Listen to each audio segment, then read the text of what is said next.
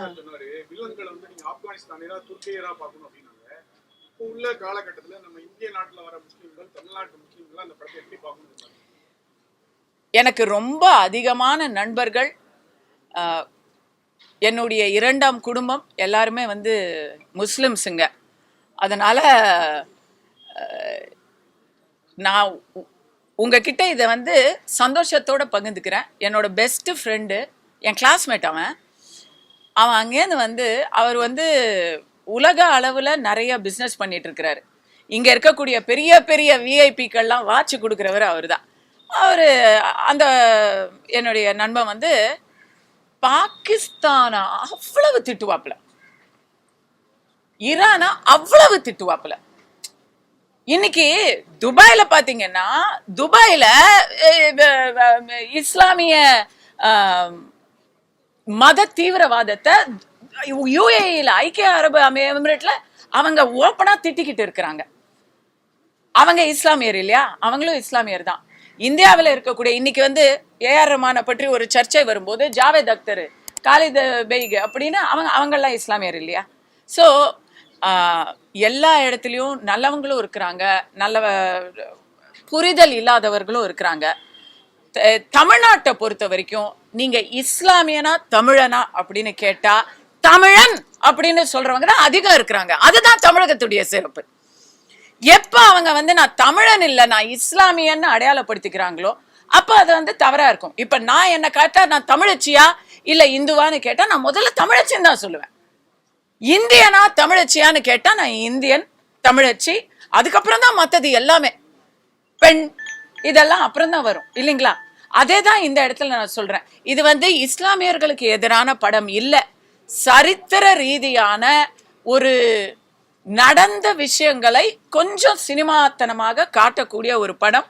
இது ஒரு பிரச்சார படம் இல்லை, இது ஒரு சரித்திரம் கலந்த புனைவு.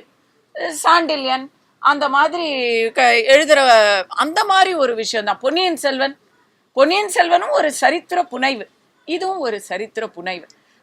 இதுல வந்து யாருக்காச்சும் மனசு வேதனைப்பட்டுச்சுன்னா அவங்க நம்முடைய வரலாறை ஏற்றுக்கொள்ளாதவர்களா தான் இருப்பாங்க. நீங்க இந்த மாதிரி இந்திக்கு செய்யறதுனாலதான் நீங்க ஜென்மத்துக்கும் இந்த மாதிரி இடத்துல ஆட்சிக்கு வராம போவீங்கன்னு ஒரு சபிக்கிற மாதிரி வருது. அது வந்து எப்படி விட்டாங்க? அது ஒரு கட்சி சார்ந்துதானே வருது. அது வந்து ஆதரவான உங்க கட்சிக்கு இல்ல உங்க அமைப்புக்கு எதிர்ப்பாங்களா? இல்ல அதான் ஓஹோ அப்படி வரீங்களா நீங்க? காங்கிரஸ்க்கு எதிரான வசனம் அதனால இது அப்படிலாம் இல்லைங்க. எந்த ஒரு பிரிவினையை பேசக்கூடிய ஒரு பிரச்சாரமா இருந்தாலும், எந்த ஒரு வெறுப்பை விதைக்கக்கூடிய பிரச்சாரமா இருந்தாலும் சென்சார் போர்டில் அதுக்கு வந்து கண்டிப்பா கேள்விகள் எழுப்புவாங்க. இன்னொன்னு, இரண்டு பிரிவுகளுக்கு நடுவில் ஏதாவது ரைட்ஸ் கேட்ஸ் வரும் இல்லை பிரச்சனை வரும் அப்படின்னு சொன்னா அதெல்லாம் வந்து யோசிப்பாங்க. ஒரு படம் வர்றதுனால ஒரு பெரிய ரைட் வரக்கூடாதுன்னு நினைப்பாங்க. இதை நான் ஏன் சொல்றேன்னா, நீங்க பராசக்தியை சொல்றீங்க, எமர்ஜென்சின்னு ஒரு படம் யார் எடுத்தது? இன்றைய பிஜேபி எம்பி கங்கனா ரனௌட் எடுத்தது. எமர்ஜென்சி படத்துல அத்தனை கட்டு செப்டம்பர் 2024 பிளான் பண்ணவங்க ஜனவரியில தான், இத்தனைக்கும் ப்ரொடியூசர் பெரிய ப்ரொடியூசர் ஜி ஃபிலிம்ஸ் ரொம்ப கஷ்டப்பட்டு பல கட்டுகளோட ரொம்ப காம்ப்ரமைஸ் பண்ணி தான் அந்த படம் வெளியே வந்துச்சு. ஏன்? யாருக்கு அதனால லாபம்? நீங்க சென்சார் போர்டு பாஜகவின் ஒரு கைப்பாவை அப்படிங்கிற அதுதான் பிரச்சாரம். அந்த பிரச்சாரத்தை தான் முதல்ல முறியடிக்கணும். அவங்க யார் சொல்லியும் கேட்கறது இல்லைங்க.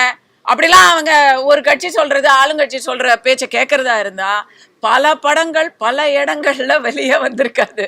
சரிங்களா? பராசக்தியில ஏன் ஒரு வசனம் வரணும்? பராசக்தி படமே கூட தான் வர வேணாம். அப்படிலாம் பண்ண முடியுமா? அப்படிலாம் பண்ண முடியாது.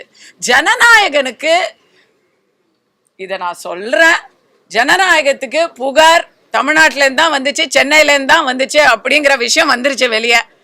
அப்புறமா யார் எடுத்தாங்க, யார் புகார் கொடுத்தாங்கன்னு நீங்களே முடிவு பண்ணிக்கோங்க.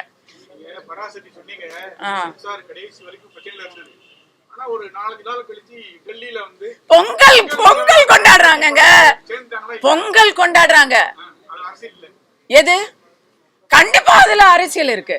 அதாவது சினிமா அப்படிங்கறதுல வந்து ரொம்ப தெளிவா இருக்காங்க. அந்த ஒரு வகையில திமுக சார்ந்தவர்களை நம்ம பாராட்டுறோம். அவங்க அரசியல் வேறு சினிமா வேறு அப்படிங்கறதுல தெளிவா இருக்காங்க. ஸோ சினிமாவுக்கு வந்து எந்தவித ஒரு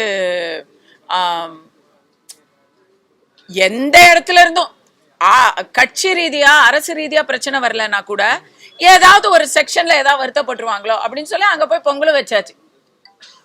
டெல்லியில ஒரு குத்து, சென்னையில ஒரு குத்து, அவ்வளவுதான். தென்னை மரத்திலயும் ஒரு குத்து, பனை மரத்திலயும் ஒரு குத்து, அங்க போய் நாரியல் பேடு மே பேபி குத்து, அவ்வளவுதான். சோ அத நம்ம தவறலாம் சொல்லல. ஏன்னா சினிமாங்கிறது அரசியலுக்கு அப்பாற்பட்டதுதான், அப்படித்தான் இருக்கணும். கலை அப்படிங்கிறது கலை இணைக்கக்கூடிய ஒரு விஷயம்.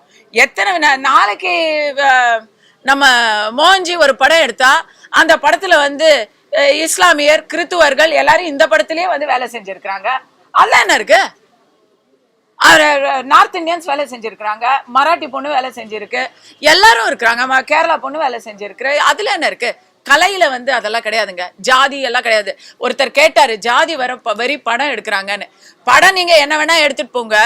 என்னுடைய பிரச்சனை என்னன்னா ஜாதி பார்த்து தான் இப்ப படத்துல டெக்னீஷியன்ஸே சேர்க்கிறாங்க.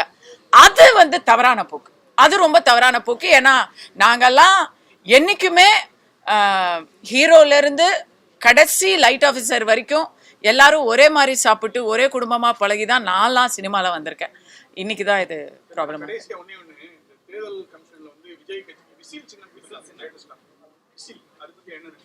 இல்ல, நான் இத ஏற்கனவே ஒரு வருஷம் முன்னாடியே பேசிட்டேன். அவர் விசில் சின்னம் தான் கேட்பாரு அப்படிங்கிறது ஒரு வருஷம் முன்னாடி நான் கொடுத்த ஐடியா. விசில் சின்னம் கண்டிப்பா அவருக்கு ரொம்ப ரொம்ப யூஸ்ஃபுல். அவர் இதுக்கு தனியா ப்ராபகேண்டா ஃபிலிம்லாம் எடுக்கவே வேணாம். நேரடியா பிகில் அப்படிங்கிற படத்துலேருந்தே எடுத்து அவர் ப்ராபகேண்டாலாம் பண்ணிடலாம். So it's a very good. அவருக்கு ஒரு நல்ல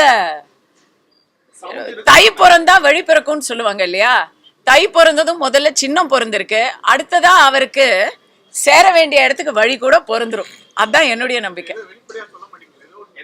என்ன இருக்கு வெளிப்படையா? நானும் ஒரு வருஷமா சொல்லிட்டு இருக்கேன்.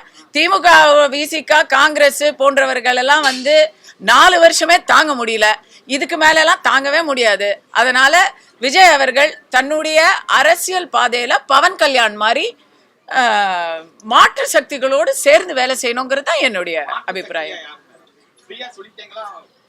தமிழகத்தில் அதிமுக தலைமையில் இருக்கக்கூடிய தேசிய ஜனநாயக கூட்டணியில் திமுக ஆட்சியை அகற்றுவதற்காக விஜய் அவர்களும் சேர்ந்து பணியாற்ற வேண்டும். போதுமா தம்பி?